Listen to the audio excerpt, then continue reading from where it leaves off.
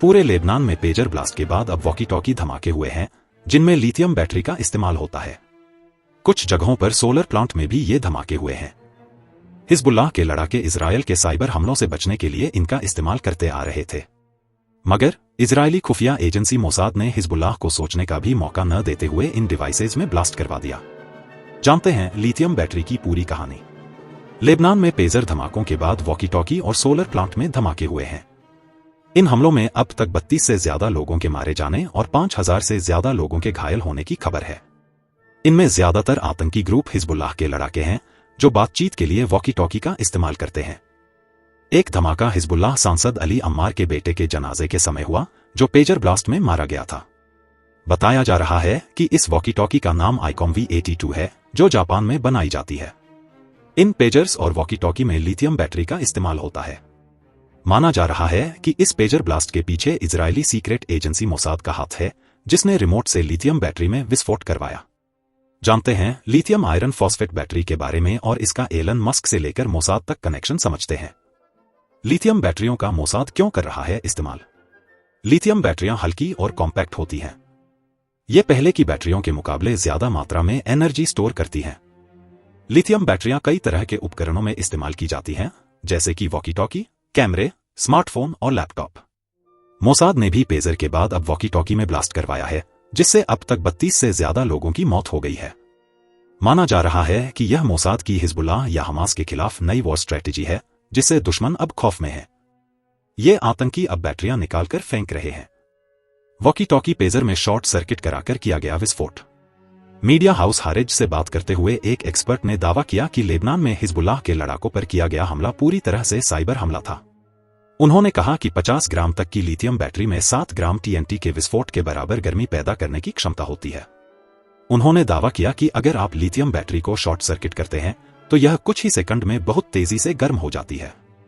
Israeli खुफिया agency Mossad ने remote control से इन लिथियम आयन बैटरी वाले पेजर्स को मैसेज भेजे, जिनके आते ही पहले बीप बीप की आवाज होने लगी। जैसे ही इन मैसेज को पढ़ने के लिए पेजर को आंख के नजदीक लाया गया, उतनी ही देर में यह फट पड़ी। यही वजह है कि हिजबुल्लाह के लड़ाके बड़ी संख्या में घायल हुए। वॉकी टॉकी में कैसे कराया गया विस्फोट? एक रिपोर्ट के मुताबिक हिजबुल्लाह के पेजर्स और वॉकी टॉकी को हैक किया गया और इनमें धमाके किए गए। पेजर के सर्वर में सेंध लगाई गई और इसमें ऐसे कोड डाले गए, जिससे पेजर में प्रोग्राम ओवरलोडिंग हुई। इससे डिवाइस में ओवरहीटिंग हुई और इसमें लगी लिथियम बैटरी में विस्फोट हो गया।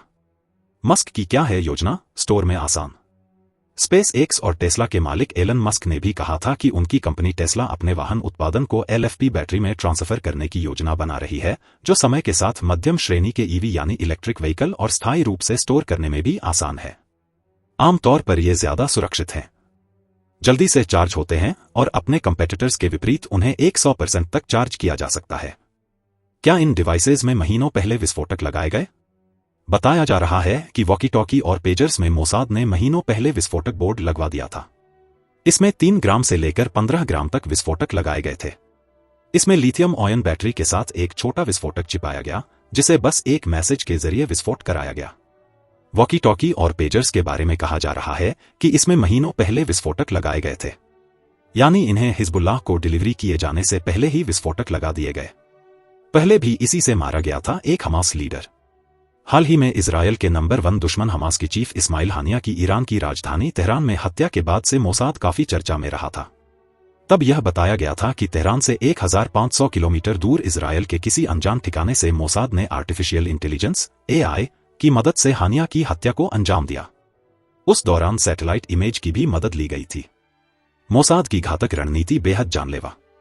अमेरिकी लेखक मार्क इवार्गो की किताब द मोसाद 6 लैंडमार्क मिशंस के अनुसार मोसाद को institute for intelligence and special operations के नाम से भी जाना जाता है।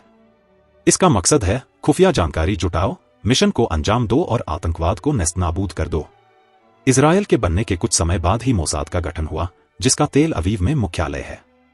13 दिसंबर 1949 को जब इसका गठन हुआ तो इसे सेंट्रल इंस्टीट्यूट फॉर कोऑर्डिनेशन के नाम से जाना गया। इजरायल में 3 प्रमुख एजेंसियां हैं, अमन, मोसाद और शिन बेट। अमन जहां सैन्य खुफिया जानकारी मुहैया कराती है, वहीं मोसाद विदेशी जासूसी मामलों को संभालती है और शिन बेट घरेलू सुरक्षा का ख्याल रखती है। फॉस्फेट लिथियम बैटरी में कितनी जरूरी चीज। फॉस्फेट एक तरह की लिथियम आयन बैटरी में इस्तेमाल की जाने वाली प्रमुख सामग्रियों में से एक है, जिसे lithium iron phosphate battery, LiFePO4 battery या LFP बैटरी कहा जाता है। ई-कारों को चलाने के लिए इन बैटरियों को बनाने में इस फॉस्फेट की मांग तेजी से बढ़ रही है।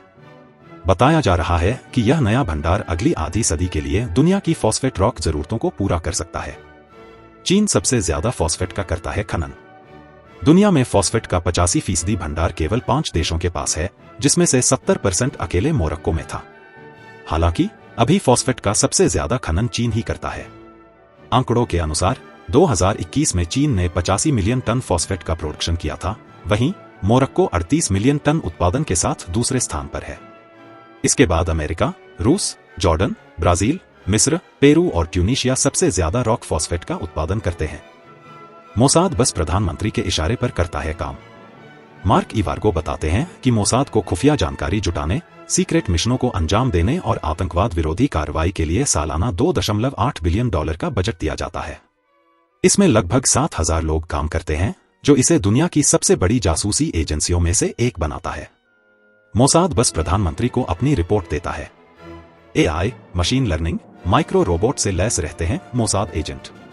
किताब द मोसाद 6 लैंडमार्क मिशंस के अनुसार आज मोसाद अपने खुफिया जानकारी जुटाने और ऑपरेशनों को अंजाम देने के लिए साइबर वॉर तकनीकों जैसे AI, machine learning, micro robot, remote control और GPS सिस्टम का जमकर इस्तेमाल करता है। यही चीज उसे दुनिया की बाकी खुफिया एजेंसियों से अलग करती है।